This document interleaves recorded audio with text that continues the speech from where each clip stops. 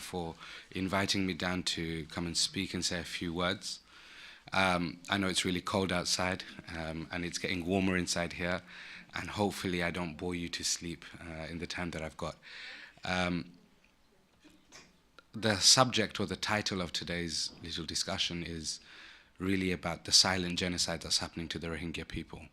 Can I just get a quick show of hands of if you've heard of the Rohingya community before? Okay, alhamdulillah, because when we started this work about 10 years ago or so, when I mentioned the word Rohingya, people thought that I was swearing at them or something in another language because they'd not heard of it before. I say alhamdulillah that we've all heard of the Rohingya now, but unfortunately I think we've heard of them probably from very sad news and very sad images and very distressing videos that we've probably seen in the last few months or so. I'm hopefully gonna try and take this issue right down to its very core, from its very starting point in history, and then come back to kind of where we are now. As many of you obviously are probably already aware, when Islam started spreading, at the time of the Prophet and after he passed away, it moved to South Asia, it moved to north parts of Africa, all over the Middle East, and that was the general direction of the spread of Islam. And it took probably in the region of around about 400, 500 years before there was a really strong strong hold of Islam across the world in its various formats. The Rohingya people, if we go back into the history books, and we can find this documented many, many times over and over again, that the Rohingya people actually were found in Burma. There's roots of their ethnicity in Burma from 12 centuries ago. Very quick bit of arithmetic. We know that the Prophet was around roughly 1450 years ago or so. So this shows that they were amongst one of the very first communities of Muslims to establish themselves in that part of the world. However, the reason why this is even an issue, the reason why I mentioned this, is because in today's kind of condition, the Rohingya are not recognized as people of Burma. And that's the key of our discussion today, is that in order for us to understand why the Rohingya are going through the kind of issues that they're going through, we have to understand that first and foremost, that their country, where they originate from, the place that they're calling home, Burma, does not recognize them as people of Burma. They don't recognize them as Burmese. The taunts, the words that are used towards them are that they are illegal Bengalis, and also far more offensive words, things like kala, which I'm sure a lot of you can understand means black. So that's where we are now. But again, if I go back 1200 years ago, the Rohingya community had established themselves in Burma, and they were really a mixture of the Arab kind of merchants that had come across, mixed with the South Asian, your India, Bangladesh, Pakistan type region area. And that's where the Rohingya community, that's where their origination is from. So they were part of this land. It wasn't called Burma at the time. It was separated by different lands, and the divides of borders were very different then. But there was actually a land called the Kingdom of Aragon. And the Kingdom of Aragon was where modern day, where we are now, a part of Burma called the Rakhine State, and a part of Bangladesh known as the Chittagong State. That whole region was called the Kingdom of Aragon. And there was a capital city called Mraku, and there was even a king of this kingdom. And the Buddhists, Hindus, atheists, people of no religion, the Muslims, the Rohingya Muslims, they all lived fairly comfortably, fairly peacefully for hundreds of years. We're talking for the best part of 1,000 years. There was hardly any issues in terms of kind of sectarian violence or anything like this.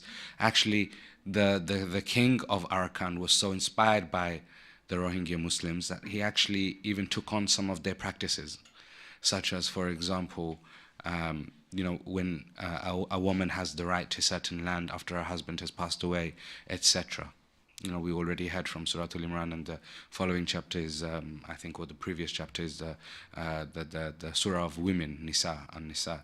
So we're taught about all of the ways that we have these denominations, and the kingdom of Arakan actually was inspired by these things, and they took these things on.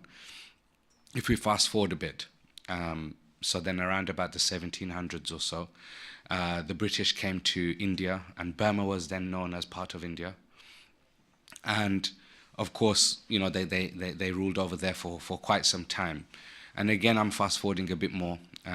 Under these kind of times, that's when we first start to see the name Burma, the country that we know as Burma, actually comes from a word called Bama. Bama is another race, it's another ethnicity. And it's the ruling, or it's the majority ethnicity in Burma. That's why it's called Burma. But it's actually from the word Bama, and the language is Burmese, as opposed to Burmese, which is what we kind of have called it in the UK. So the Burma was starting to get more and more prominent. The spread of Buddhism was starting to get more and more prominent, and also alongside it, the spread of Hinduism in Burma as well at that time. Before this, people were of different types of religions. It was of an age where the religions weren't necessarily given a name. So around the 1700s, like I said, that's when the British came, and the Rohingya actually were one of the trusted sources inside of Burma for the British at that time. There was a couple of world wars that happened in the early part of the 20th century. And at this time, actually, Burma was starting to call for its independence. It was really anti the British colonial movement. It really didn't want to be under Britain anymore, and it was making a lot of noises. There was a lot of kind of discontent within the civil society, and people were really kind of complaining to the British government that we want you guys out, we want to have our independence. Burma is a very strange country in comparison to other countries, in the sense that most countries have maybe 3 or 4 or 5 or 6 or 10 different ethnicities. Burma is made up of more than 150 different ethnicities. It's a huge kind of melting pot of different ethnicities. There's other ethnicities in Burma that are well known, such as the Karen community, the Chin community, etc. And they also have been kind of, having some loggerheads with the Burmese authorities. Anyway, as the Second World War was starting to come along, Japan had sensed this kind of opportunity to take some of the lands, and it actually started to invade Burma. The Rohingya at the time said to the British, look, because obviously the British were trying to hold on to their territory, the Rohingya made a deal with the British. They said, look, we will fight the Japanese from this area so long as in exchange for that, in return for that, we can establish the kingdom of Arakan again. And even the Buddhists at that time were very pro that movement. And so they fought. The Rohingya fought in the Second World War, and they pushed back the Japanese. But then, as I'm sure many of us will already know and feel upset about, the British sometimes say things and they don't necessarily stick to that agreement. And that's what we saw. The colonial lines started to come in.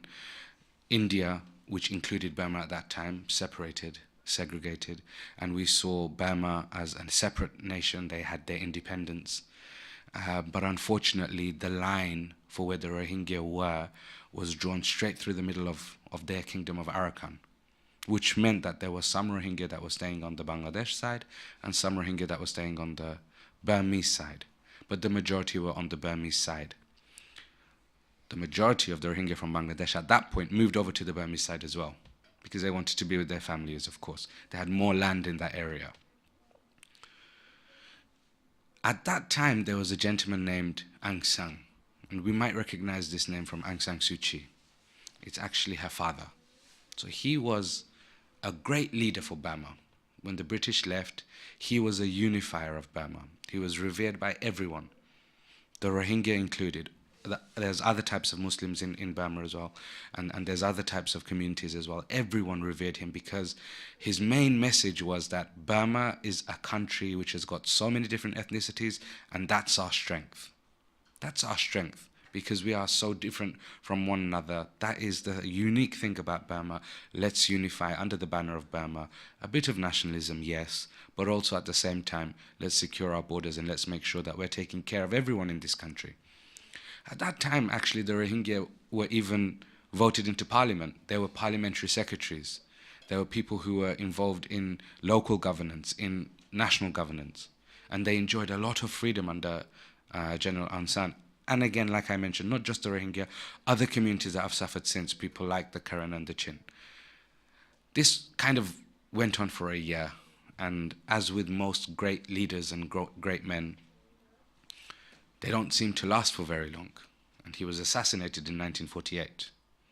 And he was assassinated by one of his own military men.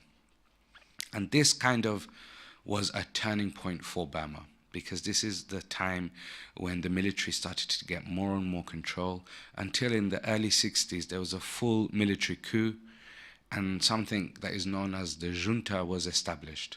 The Junta we use now for other countries where armies take over and they're very aggressive and they're very repressive towards their people.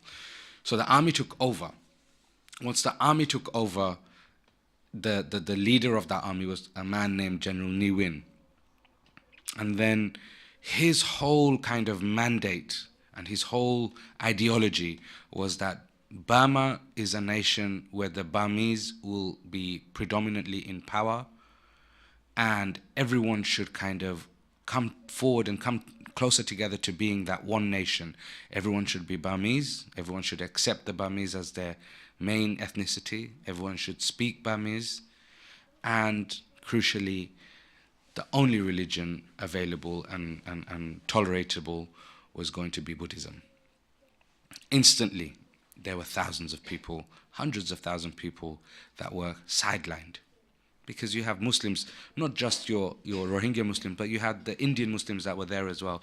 Suddenly, they don't have their religion. Even the Hindus, they became very kind of agitated. What do you mean if this is going to be, Buddhism is going to be the main religion? And of course, the different ethnicities, as I mentioned to you, 150 ethnicities, and then this leader, Ne Win, comes in and says, no, none of the other ethnicities are worth our time. We just believe in this one ethnicity of Burmese. It was a shock to the system.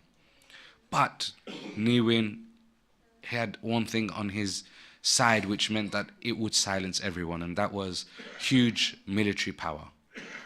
And that military power grew more and more and more and more and more. In 1978, he ordered something called Operation Nagamin, Operation Roaring Dragon. And the whole point of this Roaring Dragon was to secure the borders around Burma. So I mentioned before the Karen and the Chin and now the Rohingya. These are the three kind of contesting areas of Burmese borders. Ne Win actually used something that he was inspired by the Japanese, and it was called a scorched earth campaign. And what that meant is you went into an area, you wanted to, kind of shake that community into agreeing with you. So what they would do is they would burn everything. And they would cut resources of food, they would ban everything, they would cut supply of movement, and they would basically corner the people into such a position that they had no other alternative but to agree with the military. And that's what we saw everywhere, apart from with the Rohingya community. With the Rohingya community, we started to see something a little bit different. Not only were their homes burnt down in 1978, but also we started to see systematic rape. And I know there's children here, so I won't go into too much graphic detail, but the key word here is systematic. In other kind of war situations, we know that rape is used as a weapon. But this type of sexual gender-based violence, it was systematic in the sense that when an army normally goes in a war zone, they will kill and they will maim and they will rape whatever they can find. Systematic means that we say village to village to village to village to village. It also means that it's there to destroy people's ideology, their way of thinking. Suddenly the violation of a woman wasn't something that happened in the hill. It didn't something that happened in a particular shed. It would happen in front of family members. It would be a stripping of dignity. And as a result of this, in 1978, we saw 250,000 Rohingya cross the border from Burma into Bangladesh. Now, the place where the Rohingya are, the only land border is Bangladesh. And it's not even a land border because in between both lands is a river. So the only place that these people could go to was to Bangladesh. They had to cross a river and get to Bangladesh. And at that time, Bangladesh accepted these people, welcomed these people in. But then, obviously, how long can a country deal with 250,000 people? Within about 2 or 3 months, the Bangladesh government was quite strong. It turned around to the Burmese authorities and turned around to Mr. General Ne Win and said, look, we can't accept this. You need to take your people back. And of course, Ne Win said, these people are not our people.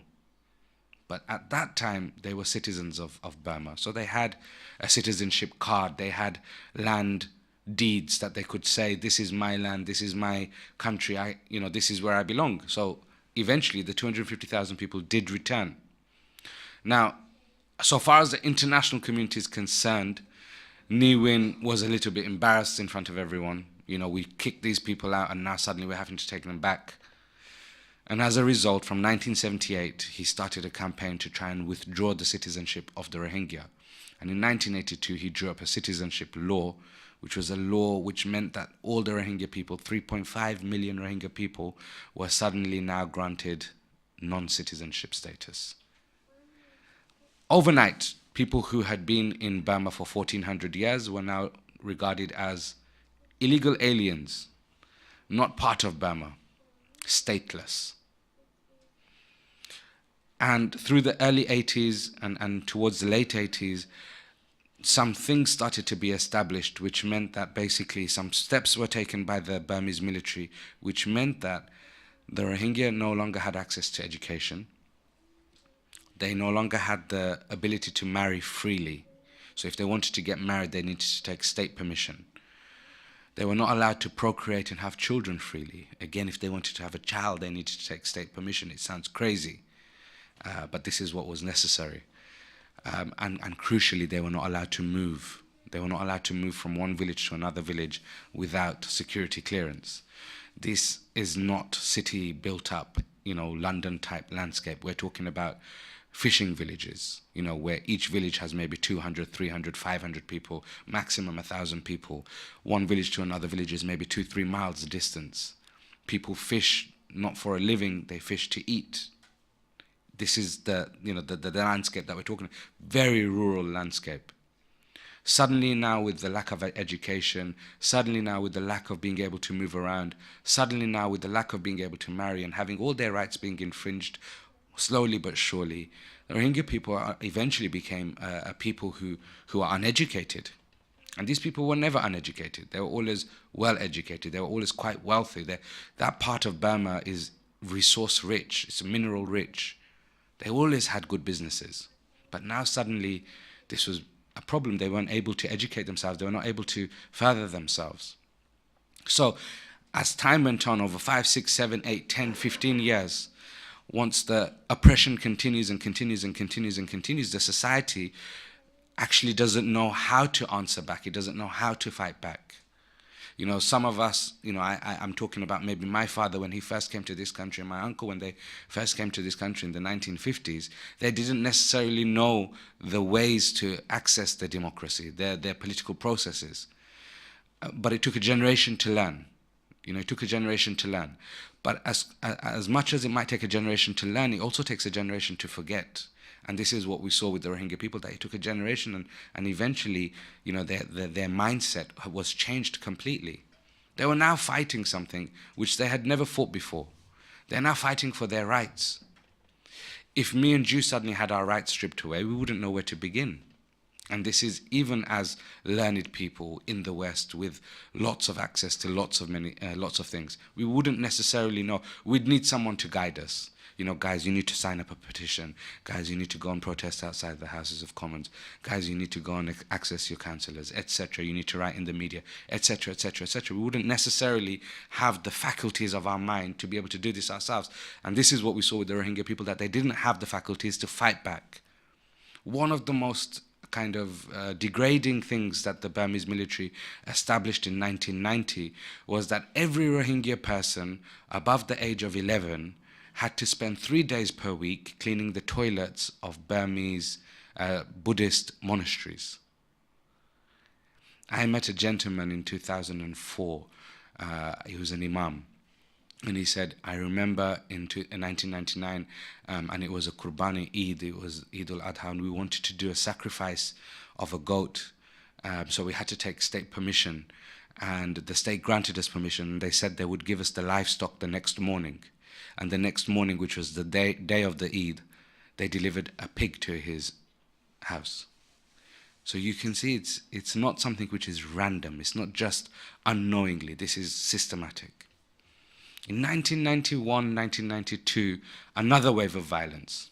But this time, 250,000 again came to Bangladesh, but this time they didn't have a citizenship card. They didn't have a land deed.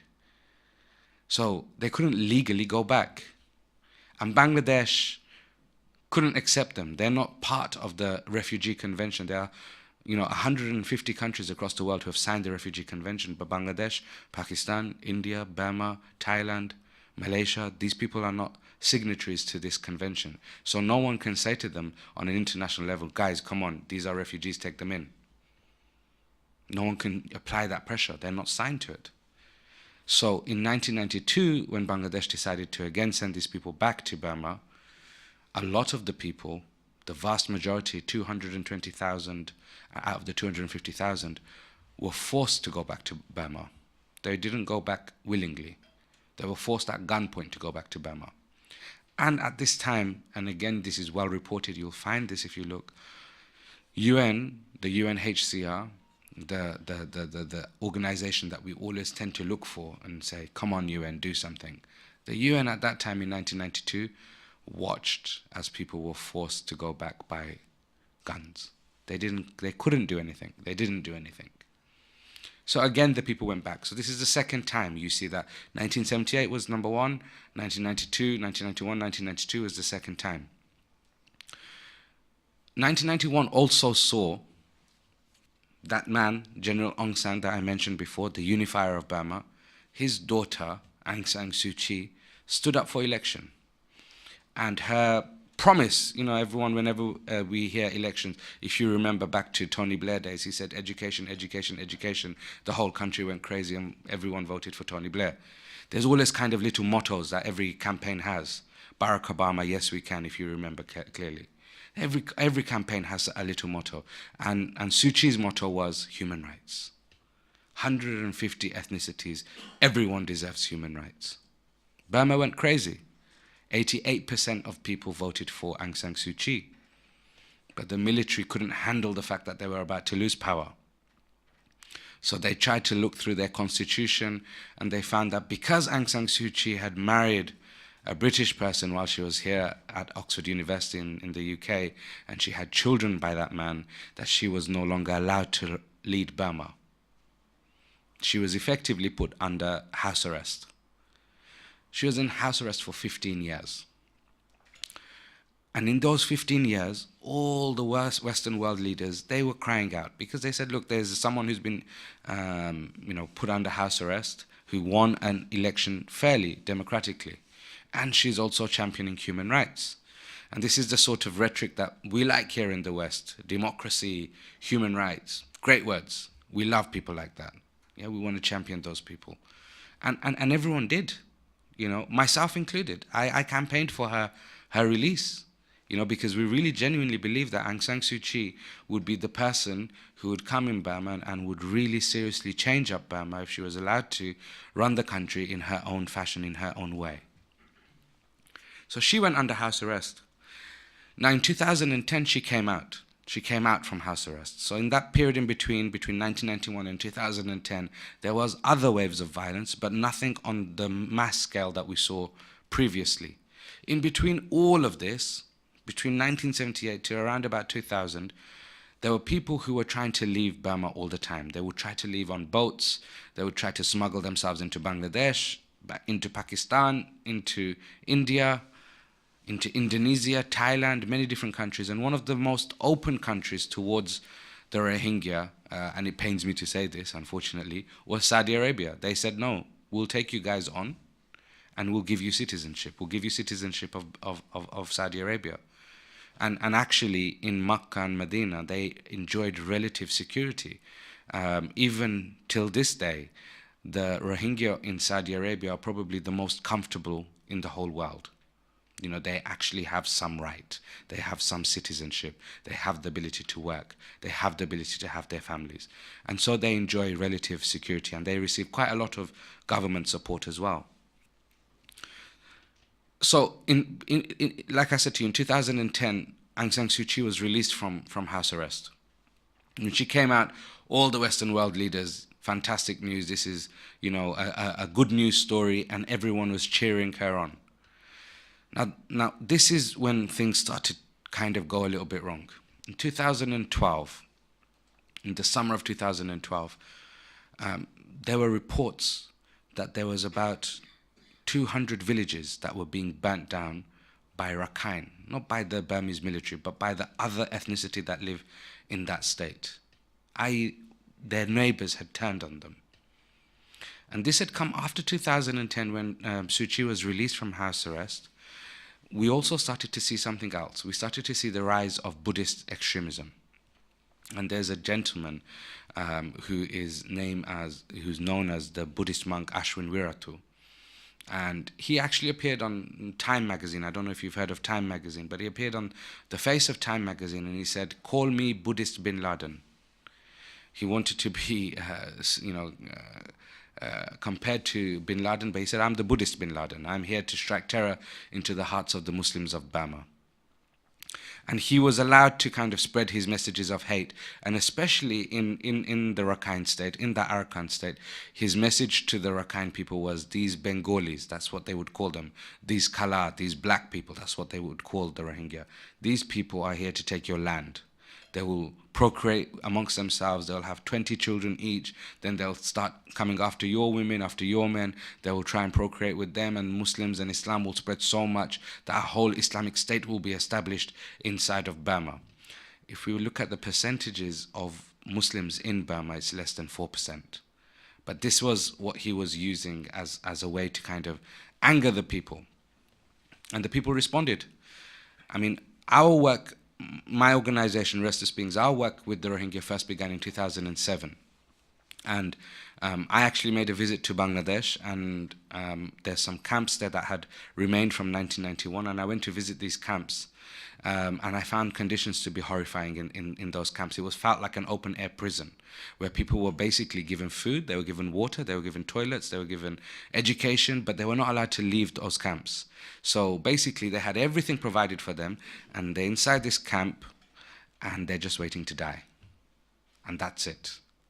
There is no out. There is no going back to their country. There is no integration into Bangladesh. There was none of that. It was a very depressed area. It was a very depressed place. On my way to those camps, I passed a road called the Bangladesh-Burma Friendship Road. And I thought, let's go and have a look at what this Friendship Road's all about. So I walked down, we drove down this Friendship Road until we came to an area called No Man's Land, which is between Bangladesh and Burma, and it's just about 2 miles of land, 1.5, 2 miles of land. And I thought, okay, maybe we shouldn't drive through this because, it might seem an act of aggression. So we came out of the car that we were in, and we thought, let's just walk through there.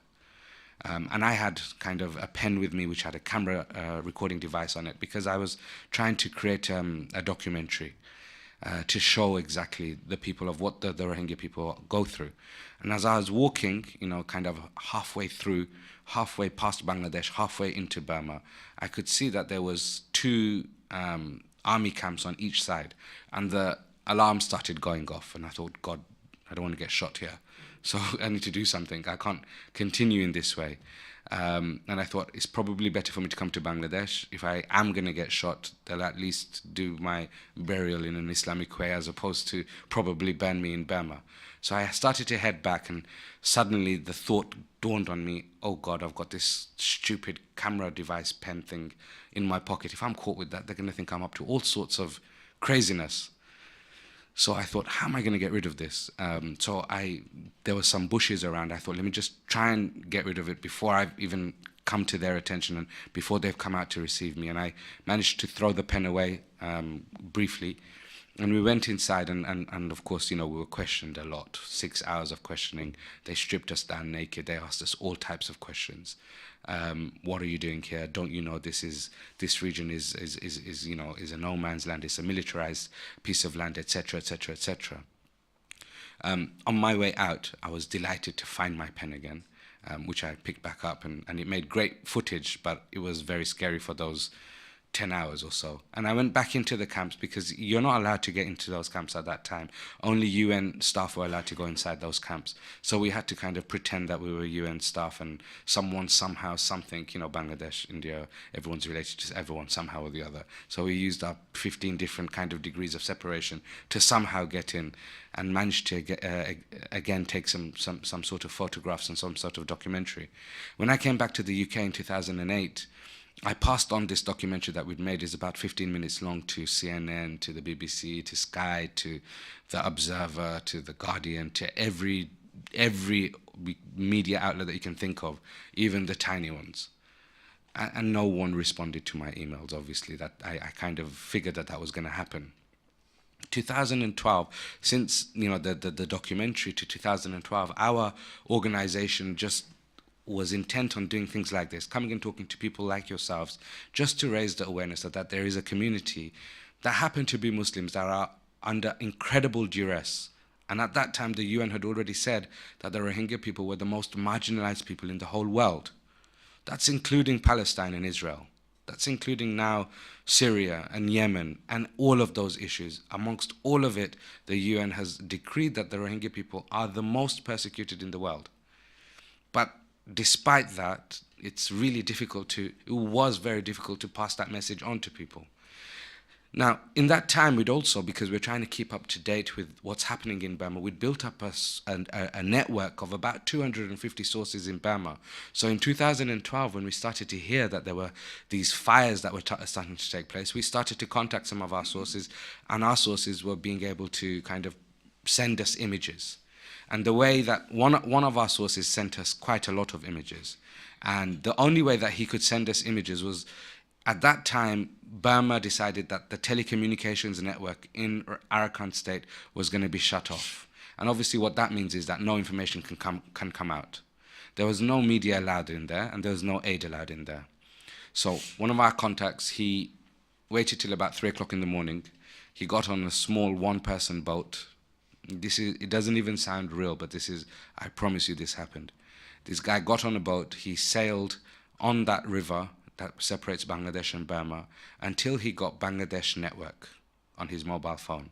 He waited there, because if he came over to Bangladesh, he was going to get shot as well. So he had to kind of wait in the middle of the river for about 3 hours, and it's really bad network there.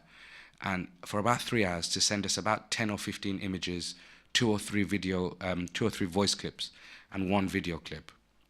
Once we got this, we compiled it into a short YouTube video, and we uploaded it, and we started to send it again to all of those people, as I mentioned before, the CNN, BBC, etc.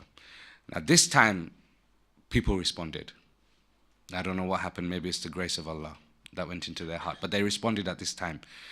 And the first people to respond was Channel 4 of the UK. And they said, look, can you get us in? Can you get us into Burma? And I said, I'm fairly sure I can get you in, but I don't know if I can get you out. Because, if you're found to be, recording this and there is a media blackout there, you're going to be in serious trouble. And you're probably going to get my guys in trouble as well. So they were happy with the terms and conditions of they might not come back alive. And they went, and we sent them there, and they were the first organization in the world in 2012 to release that report, and it was through our contacts. Obviously, after that, there was a lot of attention, and we got CNN in there as well. We got BBC in there. We got The Guardian in there, and they started to report. And then Channel 4 asked us again. And I will never forget this in my whole entire life.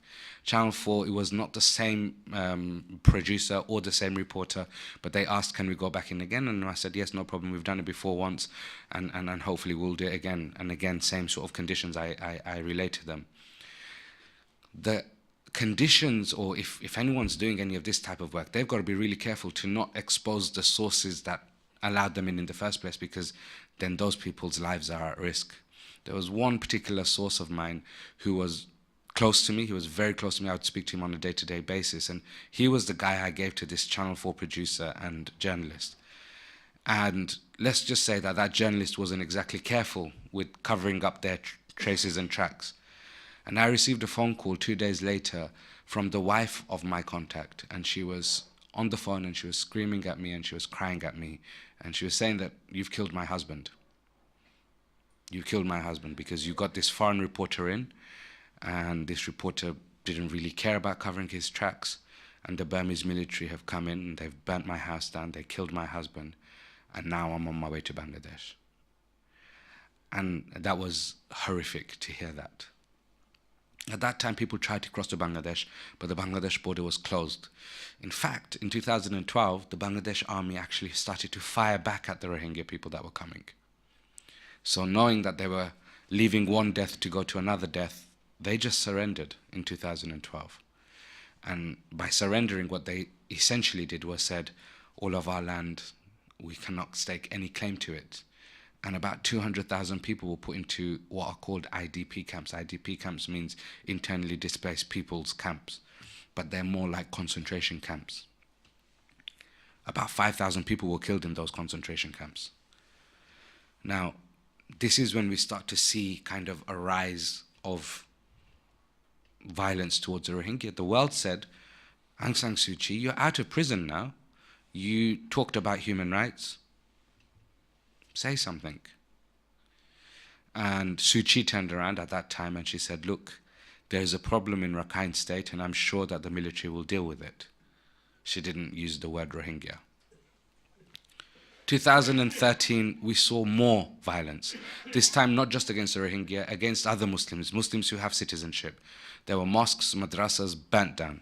Yeah, people were butchered up. One particular place called Mektila, 1,300 people killed in one day.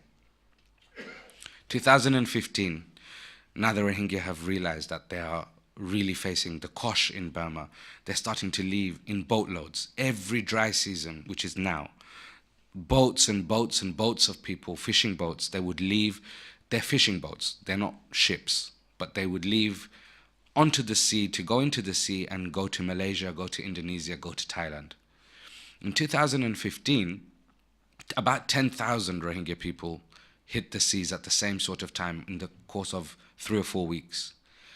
And there was about 10 boats in total. And each boat tried to land in Thailand, and it was rejected in Thailand. Then they went to Malaysia, and they were rejected in Malaysia. Then they went to Indonesia, and they were rejected in Indonesia. 10,000 people spent 2 months at sea, and none of the countries would allow them to come in. About 2,000 people died while they were at sea. Obviously, there's no food. The water that they're drinking is seawater. I don't know if you've ever put seawater in your mouth. It's not very good for you, and it tastes very, very bad. You can't even drink it. Now, what are you going to do with those 2,000 people? The 10,000 people on the boats, they had no choice but to throw the people overboard because their excess weight is dragging their ships down. Their ships are starting to break apart. They're not ships, as I mentioned to you before. They're fishing boats. Eventually, there was a group of Indonesian fishermen who said, look, our government's not allowing us to bring these people in, but enough is enough. These are people. And at that time, we were also in Indonesia, and we encouraged the Rohingya, the Acehnese, the Indonesian fishermen to bring these people in. They brought 10,000 people in. They opened up their houses. They said, if there's nowhere else to stay, you can stay in our house. There's nothing else. They're poor people anyway. The Indonesian Acehnese people are very poor anyway. They shared the same food with them. And then obviously, you know, while we were there, we tried to do our best in terms of aid, trying to give people rice sacks, etc., etc. Then the big international donors came in and millions of pounds were given in donations for the Rohingya people at that time, in 2015. 2016, fast forwarding another year, in October of last year, same sort of thing starts to happen. In 2015, there was also an election in Burma, and Aung San Suu Kyi wins the election. And everyone thought, once Aung San Suu Kyi has won the election, then she will really champion the human rights. Because until then, military is in control, right? So they're scared maybe the military is going to do something. So now in 2015, she's won the election. In 2016, she's inaugurated. Effectively, she's the president of the country. And still, she doesn't mention the word Rohingya. In October of 2016, there was reports that there was some attacks by Rohingya people on some Burmese military posts. And apparently 9 Burmese military people were killed by the Rohingya people. In response to that, a huge wave of violence. We're talking about tanks and helicopters, heavy artillery, machine fire, and again, rape. Again, that sexual exploitation.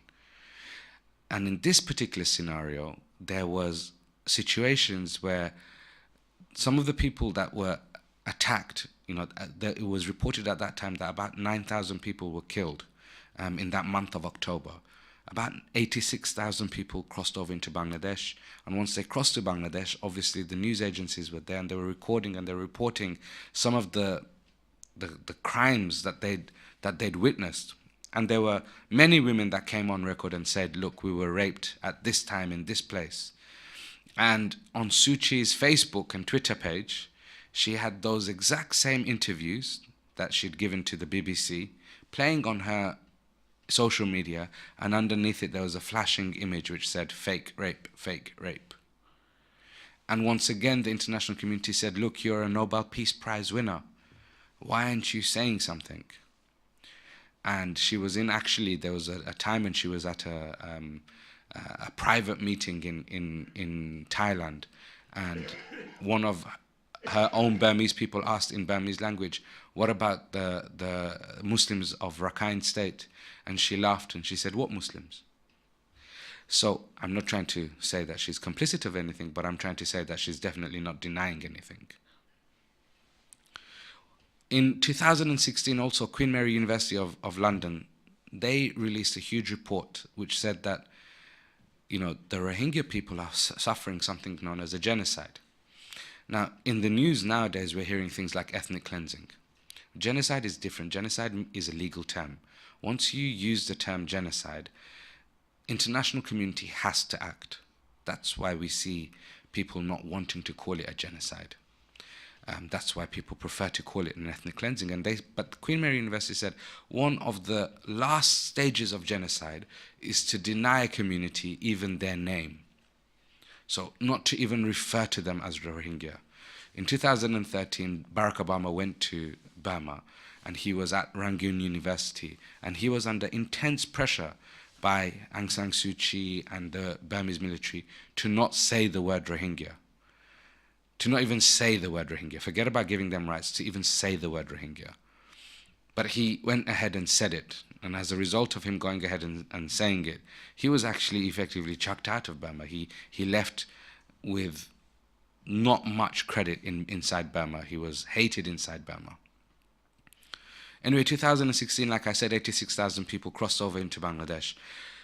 We were in Bangladesh in the last part of 2016, December last year, again in April, and we're trying to support these 90,000 people who had come into Bangladesh, and it's really difficult because there's already about 300,000 Rohingya people in Bangladesh. None of them are living in bricks and mortar houses. They're all living in really, really poor conditions. On the 25th of August of this year, a few months ago, a few days before the second Eid of the year, Eid al-Adha, the Burmese military said that again these Rohingya activists had shot down 25 Burmese military, and their response this time round was to burn 250 villages down completely. To date, until now, 617,000 people have left Burma for Bangladesh, and they left because of the things that you guys probably read and saw. If you saw images of children being beheaded, they are correct images. If you saw images of women and men burning inside their own houses, their remains laying the next morning, they are correct and verified images. I was there in September. I was also there in October. There was one particular girl that told me, she was 9 years old, and she said to me she saw her brother being killed in front of her. So I asked, and it's never a nice thing to ask a young girl, how did he die? But I asked, how did he die? And she said, well, the Burmese military had shot my father from behind, And so my younger brother, and he was I think 7 or 8, she said, he ran over to see if my dad was okay. And he called Abba, meaning dad, to him. And he couldn't say anything. He was breathing his last moments, and he touched his face. And when the military saw that the boy had gone back to his father, they picked him up and they literally slammed him to the ground. They slammed him to death to the ground. These sort of things that these children have seen are things that they should never have seen. Things that no one should ever have to see. Another young man that I spoke to in October, he's 22 or 23 years old. He's an alim. He's, learned in Islam. His mum and dad and his family, he was separated from them about 5 or 6 weeks prior to that, when the violence started to happen. And he thought he was with them, and then suddenly he found himself segregated from everyone. And he said that, eventually he found a bunch of young men that he could go with because he was too scared to travel. He'd never traveled before in his life, never left his village before in his life. Suddenly now he was leaving his whole country. Where is Bangladesh? He doesn't have GPS, take me to Bangladesh. He doesn't know how to get there. So he's following a group of people. Those group of people were stopped at the night. And when they were stopped at the night, they were stopped by the Burmese military, and they said, look, those people who have gone to Bangladesh, they're the terrorists. You guys are still here, you're okay. Don't worry, we'll take care of you. They brought them to a village, another village they brought them to. And they said, look, it's prayer time for you people are Muslims. Why don't you go inside the mosque and start praying? So they went into the mosque, the men went into the mosque. The man hadn't done wudu. So he came outside the mosque to start doing his wudu. They had just started to pray their Isha Salah. And as they started to pray, the Imam said, Allahu Akbar, and they started to pray. In the second rak'ah of their prayers, the Burmese burnt the mosque outside. So it was an inferno. The people inside were going to be burning. And we're Muslim people. We're strong in Iman. If we've started our Salah, we're not stopping. We're not going to suddenly break away. That's our faith. That's our deen. So they didn't break their Salah. They died in Salah. They were burnt in Salah. This man had gone to do wudu, and he'd seen this. There was about another 7 or 8 people with him at that time who didn't go inside the mosque. And they were rounded up. They were tied to the tree. There was a big, I think it was a banyan tree, one of those massive trees that was in the middle of the village square. And they were tied up in that particular tree. They were tied up with the hijab of the women of the village. And there were boys amongst them. There was only 8 or 9 of them, as I said to you before. There were young boys with them. There were old men with them as well.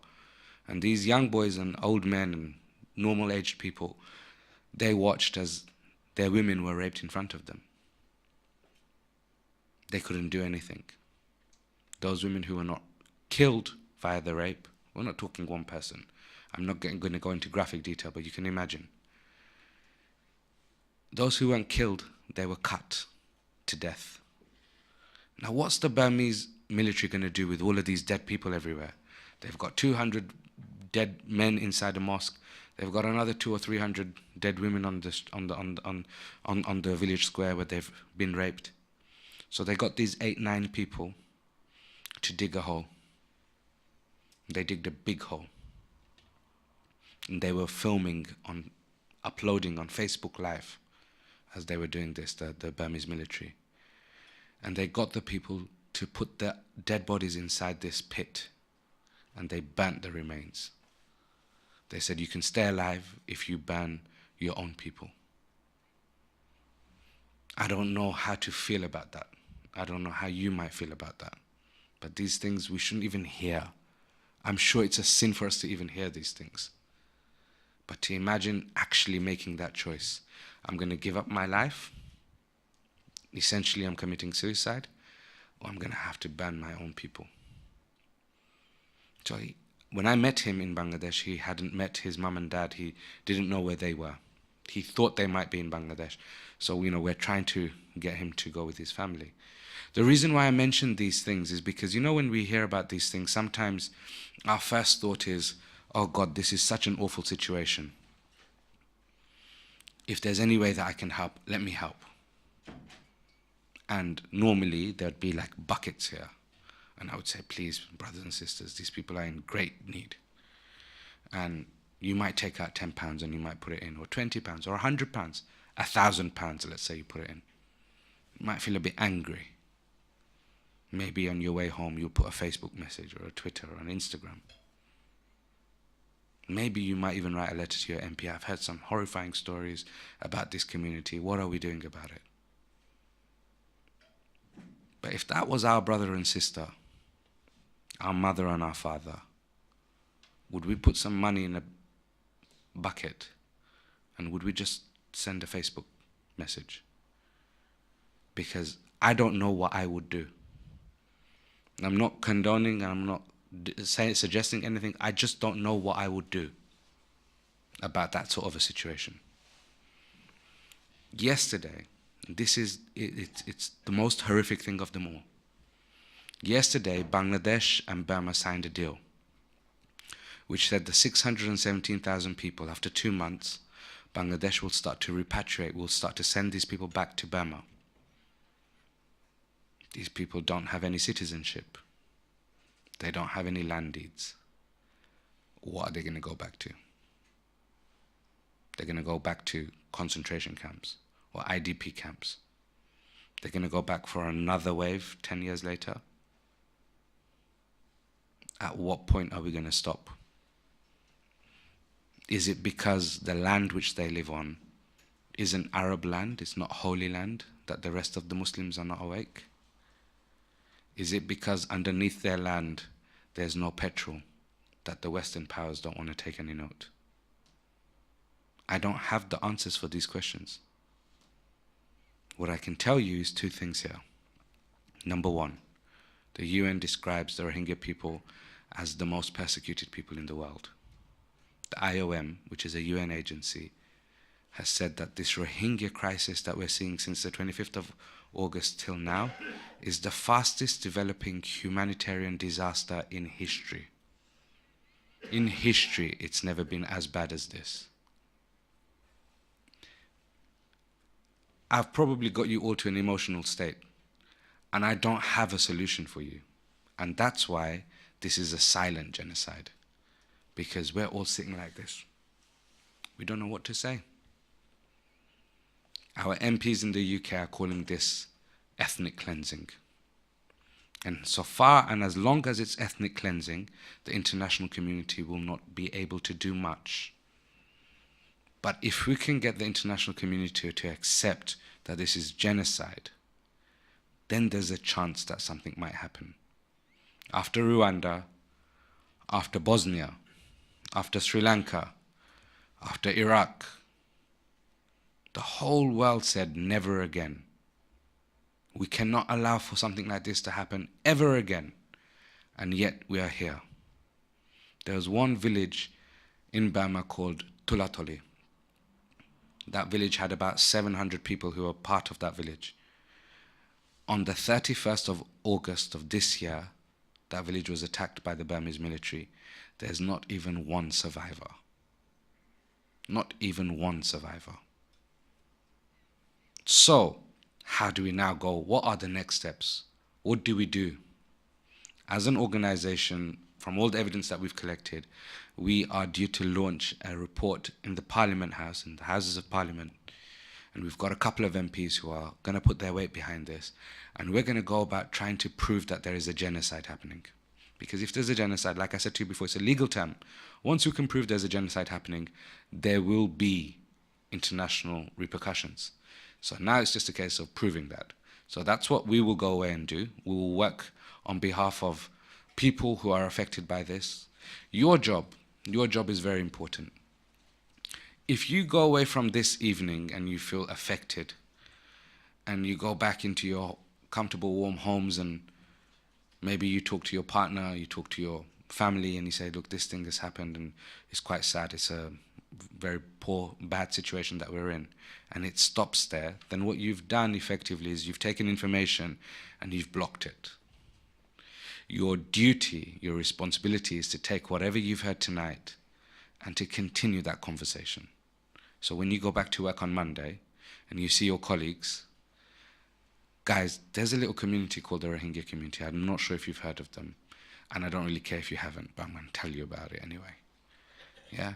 And that's got to be our approach, collectively. If we know MPs in our area, if we know councillors in our area, we need to charge them, because they're supposed to be representing us. We have to charge them, we have to arm them with the information and say, guys, this is what's happening. Here are your facts, here are your stats. What are you going to do? Are you going to represent our voice? Because we are very, very concerned. And we have a right to be concerned, because our taxpayers' money, UK taxpayers' money, we have been funding Burmese military education for the last 6 years. It's stopped now, but we are still playing a role there. We're still trying to welcome democracy, but at the same time, this issue is happening. And if the UK can step into places like Iraq, if you can step into places like Libya and say, no, we need a regime change, there's some evil dictators there. When there's a genocide happening, what happened to your words then? I'm not saying we should go and have a war in Burma. Of course not. But there needs to be some pressure at least, right? There needs to be, the UK needs to say, look, we're gonna have a trade embargo with you. We're gonna stop trading with you. There's gonna be sanctions put on you. Please, guys, stop. Because these things make a difference. We're still part of the EU. The EU ministers can also do the same sort of thing. We have to ask. That's what your first responsibility is. The second thing, and I promise you there are no buckets here. Right? It's just for your mental note. It's cold here in the UK. It's almost 0 degrees. My car showed me 0.5 degrees, and there was a truck which went past which was gritting and scared the life out of me. I was driving down a quiet road, and all of a sudden I've got all this sand coming in my face. I was, what the hell's going on? And I realized it's that time of year when, you know, there might be ice on the roads and we're cold. We've all got our coats on. We've got warmth around us. We go to the bathroom, we'll find warm water. We go home at night, we've got a duvet. These people, who are 617,000 people who are in Bangladesh now, have got 2 bamboo sticks, a piece of tarpaulin, and black bin bag material for a floor. If we can, if it's possible, it'll cost just £12 to provide these people each with a sleeping mat and a duvet and a shawl and a prayer mat and some prayer beads, because that's what they asked for. It's not much, it's only £12. If it's possible for you to do that, then please search our organization. We are launching a campaign tomorrow and you'll be able to help financially. But like I said, your duty is twofold. You can't just give money and expect the situation to go away. You can't just have a conversation with your colleagues on Monday and expect the situation to go away. We kind of have to do both, but we have to stay interested in the issue. Because at these times of needs, if nothing else, our faith binds us. If nothing else.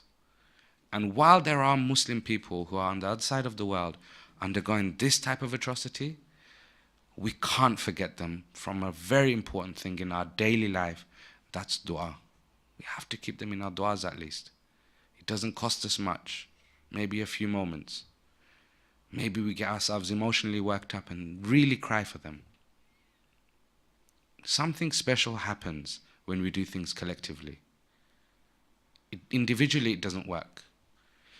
This is probably the 120th event that I've spoken in since August. And I say the same thing to everyone all the time. Don't give up hope. Because those people still have hope. They still have hope someone's going to come along and give them their land back. If we give up hope and say, oh, it's such a terrible situation, what are we going to do? Oh, Allah, please help them. Such a terrible situation, what can we do? £10. Such a terrible situation, what can I do? Facebook status. I will come back to the point. If that was your mother and your sister, your brother and your father, what would you do? And I'll just end there. Thank you very much.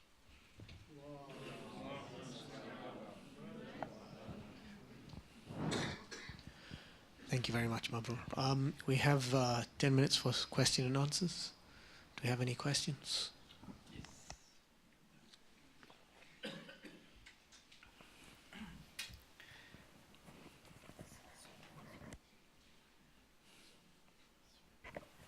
Thank you indeed. Thank you so much No for everything you said.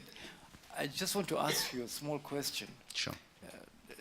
It's fantastic things are happening in the fantastic way. I'm not going to elaborate on it. Yeah. But can I ask you a question whereby, what have you done to contact the cause of the situation that took place by the Buddhist monks?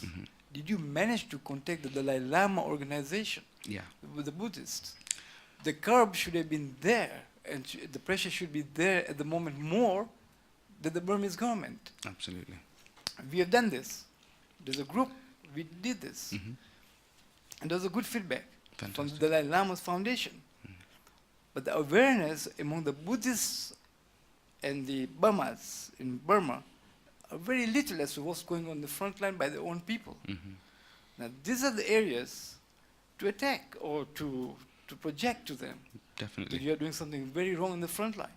Definitely. Not speaking to the leadership, but this is what I'd like your organizations to. I don't think you have too much time now, but No, this is the area where we should be focusing more on Buddhist monks. Definitely. I definitely Who are the cause of it. 100% agree with what you're saying. Thank you very much for all your No help. problem. And, excuse me, I have to be somewhere. No but problem. I appreciate it. What I'll just say just before you go is that I think you'll appreciate that there's not one solution to this. And that's why what you've said is so important, because it has to be from every angle, from a faith angle, from a political angle, from a humanitarian angle, from every angle possible. Just to kind of give you a very quick update, I actually managed to get that monk's name that I mentioned, Wiratu. I actually managed to get his mobile phone number a few years ago. And I spoke to him on the phone. He threatened my life, naturally. But I said to him, my message to him was, let's have dialogue. Yeah, because obviously hate comes from misunderstanding. No one's born with hate. It's because we've misunderstood something that we start to think, oh, these are bad people. That's probably our misunderstanding. I don't think any religion in the world says that we should hate one another. Every religion says we should love one another, love the neighbor, etc., etc., etc. The Dalai Lama has spoken out about this already. He's already spoken out about this. And he himself has urged the Buddhist community to respond. The Buddhist community in the UK has responded as well. I think you've mentioned that we've made some contact. The Pope is due to visit Burma tomorrow as well. So there are a lot. We have to play the faith angle as well. So I thank you for your comment. Thank you very much.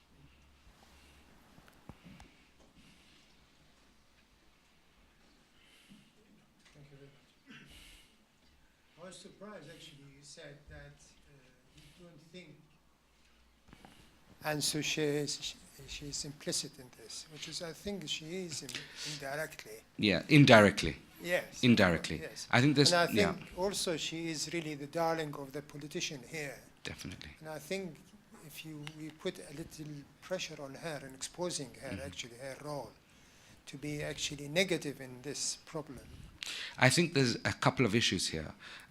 No doubt about it. She is indirectly complicit. She is a de facto leader of the country, but what she's in charge of are things like that the military doesn't care about, things like agriculture, home, and education. Yeah, the important things that the military cares about, foreign affairs, security, defense, they've kept control of those things. So the person to stop this is the head of the Burmese military, a man named Min Aung Hlaing. Now, what he has done, and what we also have done, is we keep putting pressure on Aung San Suu Kyi. And she is taking it. She's taking the fall. In effect, she's protecting the Burmese military. So you're right, we have to continue to put pressure on Aung San Suu Kyi. We've done that already, and I'm sure you've heard LSE has decided to remove her as honorary president. Dublin is thinking about removing her as the freedom of the city of Dublin. And then that's where the pressure is coming from. But the problem is that's good on one level, but the more that we blame Suu Kyi, the more that Min Aung Hlaing is getting away with it.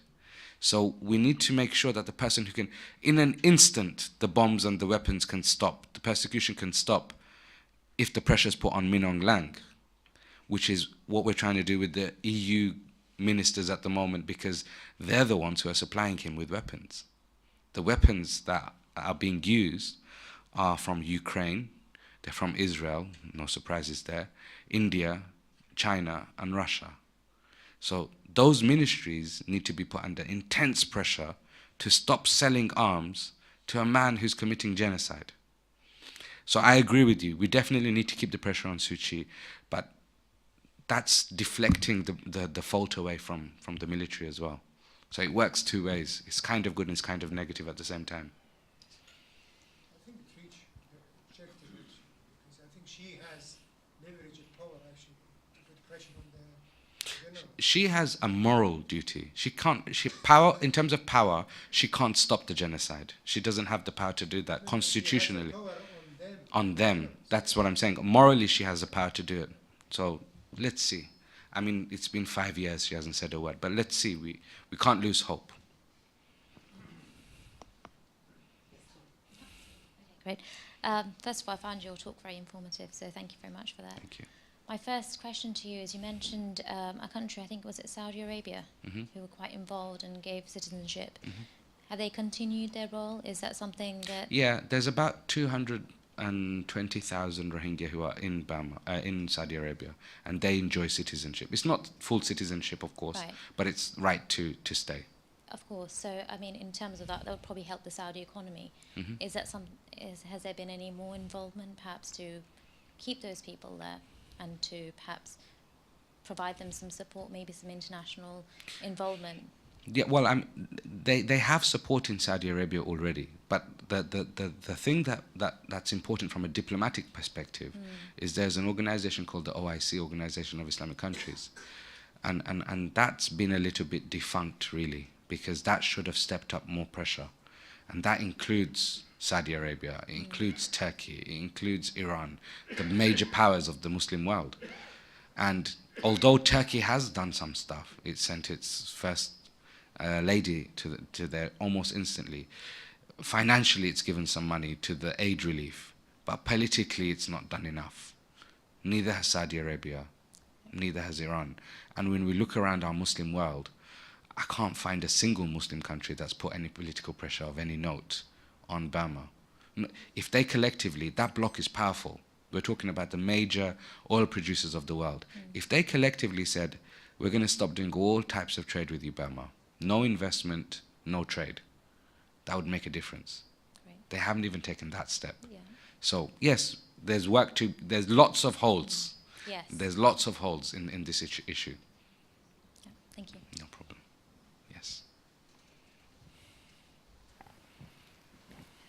First of all, thank you very, very much for your time. I think perhaps, look, you've told a very, very important story tonight.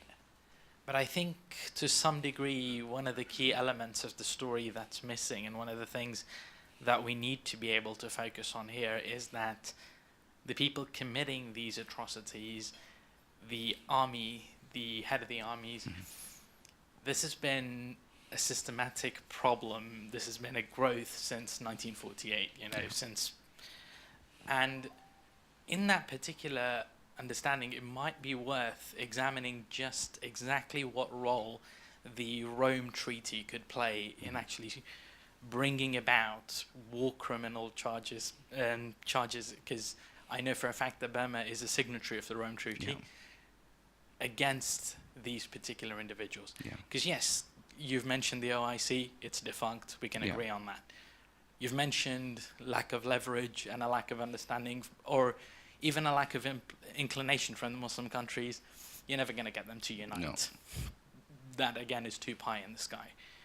Perhaps, though, and here is the key, applying systematic problem solving to the key, which is we want to be able to bring about some sort of action at the ICC against the generals. Absolutely.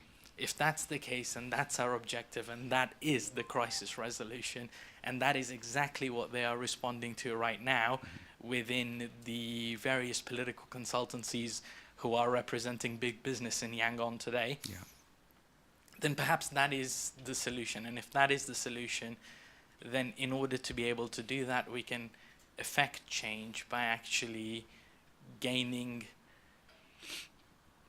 key individuals who can program in this way, who can structure in this way, and who can resolve the problem in this way, to be able to get together, strategize, and solve a problem in this particular regard.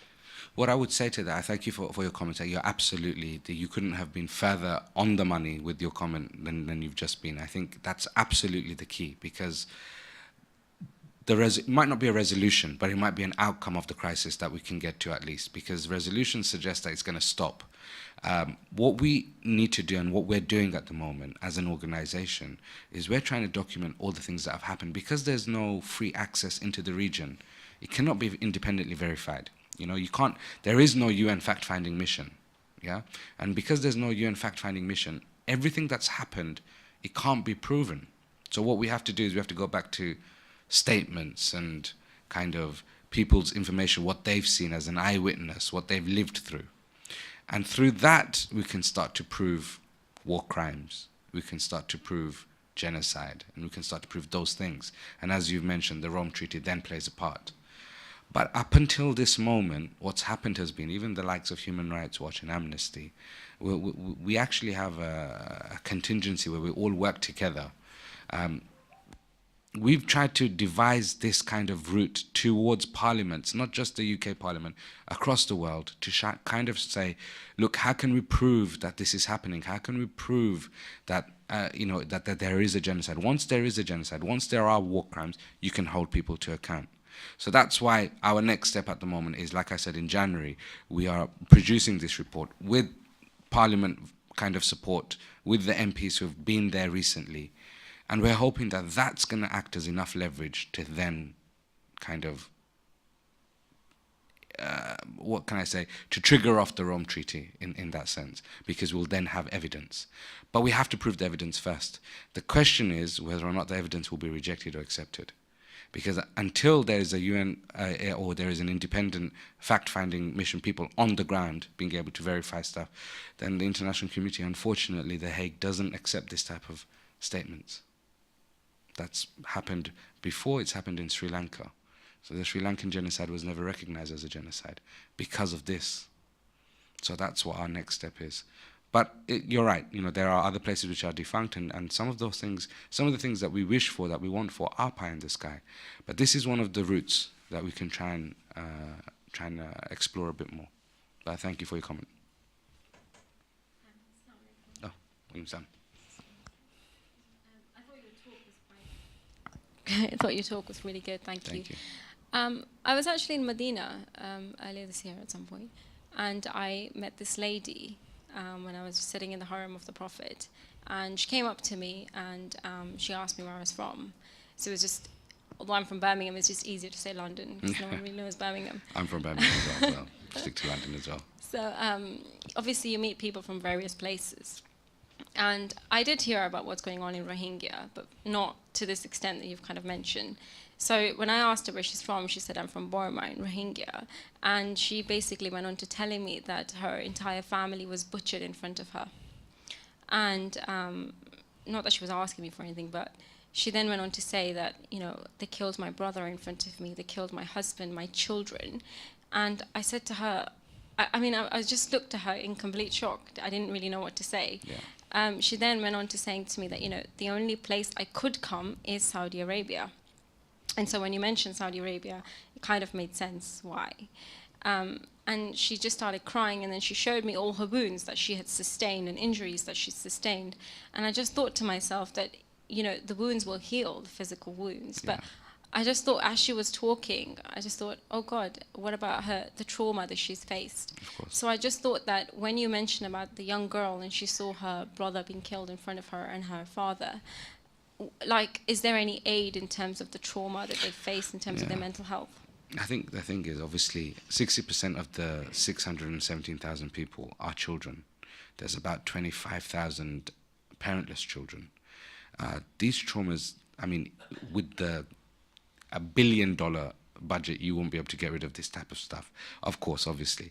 At this moment in time, from what I've seen, all aid, all help is to basic things. Bamboo, tarpaulin, food, water, toilets, blankets. Because the people came with nothing.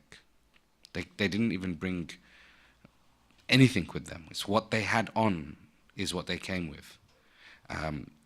That reminds me that I spoke to one woman who said she was raped, she had a period, and she was still wearing the same clothes.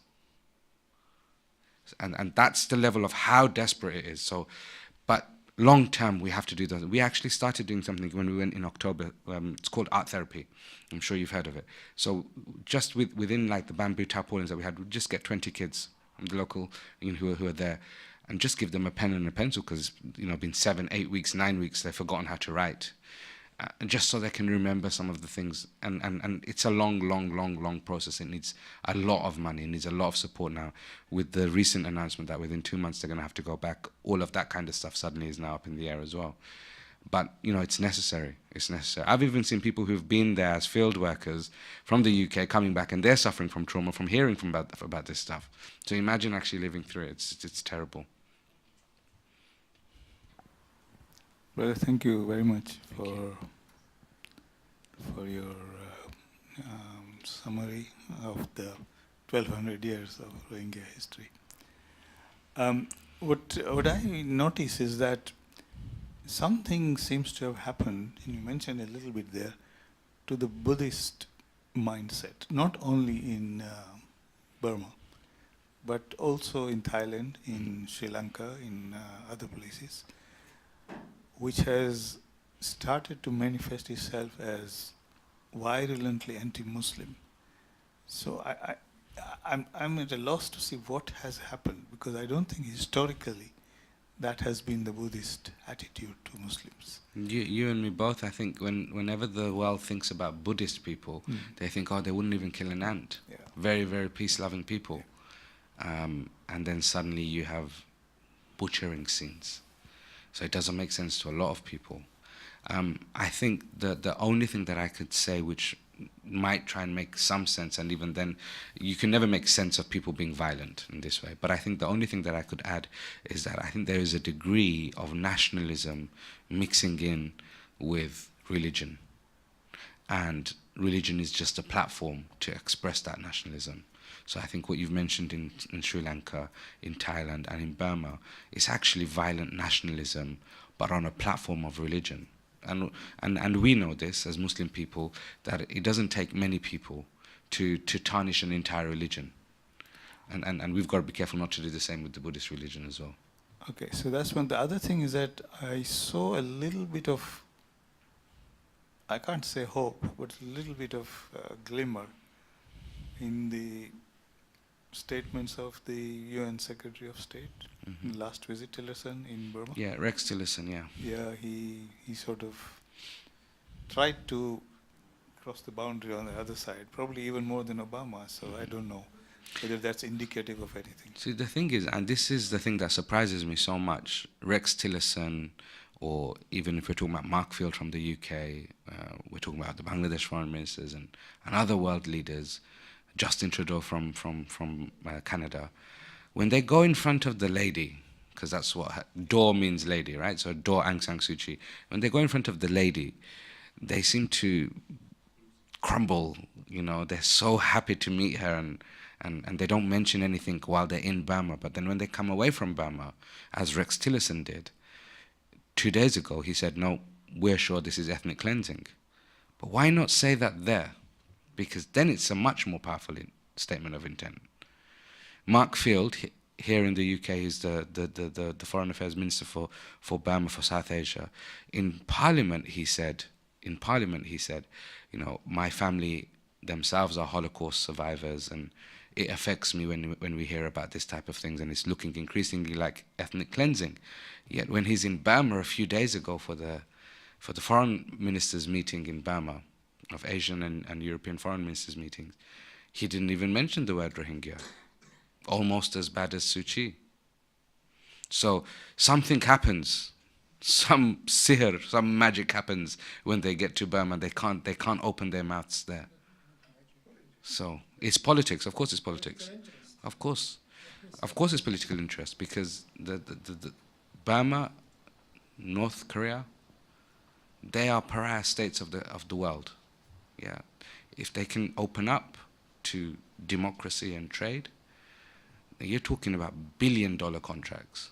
I think IBM signed a deal in 2014, which was to replace all the hardware and software of the Burmese military kind of IT, and that deal was worth about $18 billion. So there's big money flying around in a place like Burma at the moment. So yes, of course, it is political. But, you know, on your TV screens, they don't talk about politics. They're talking about humanitarianism and human rights, and they don't use the right language. So it's frustrating. But you're right, Rex Tillerson has said more than other people have said. So, you know, there is some hope. What I would say is, even though I'm saying all of this, you know, there's hope, because some of these ministers, some of these secretaries of states, they are starting to say the same thing. But, you know, this situation isn't going to evaporate overnight. It's never going to be like that. It's got to be sustained. And as the brother mentioned, there has to be some sort of objective behind it, because ethnic cleansing or genocide or whatever you want to call it doesn't make a difference unless people are starting to be held accountable, and as a result, then it stops in the original state. I mean, I'm sure you saw this week, Mladic, the Bosnian military leader, was found guilty 24 years after his crime. So we have to try and do everything in this time period while we still can, not wait for 24 years to prove it. So there's lots of things that need to happen at the same time. And that's why I say that our number one duty is to keep the conversation going, because we might go and talk to someone at work, and that person might be related to someone else, and somewhere and somehow it makes a difference. Believe you and me, it makes a difference. So that's why the conversation needs to continue.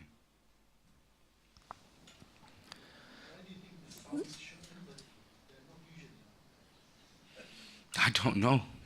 I don't know. Maybe that's some sihr as well. Maybe that's some magic as well. I don't know why necessarily, but the Saudis started showing empathy towards the Rohingya Muslims from the 70s. They never called them the Rohingya Muslims. They just called them Burmese Muslims. And when you go and speak to them in the two Haramain, then they will identify themselves as Burmese Muslim. And that's why they were given some sort of refuge there at that time. They're given opportunity to work. I don't know about if anyone's got anything equal in Saudi Arabia. Even the men and women don't have anything equal there. So, thank you very much. I think we are going to have to end there. Salawat.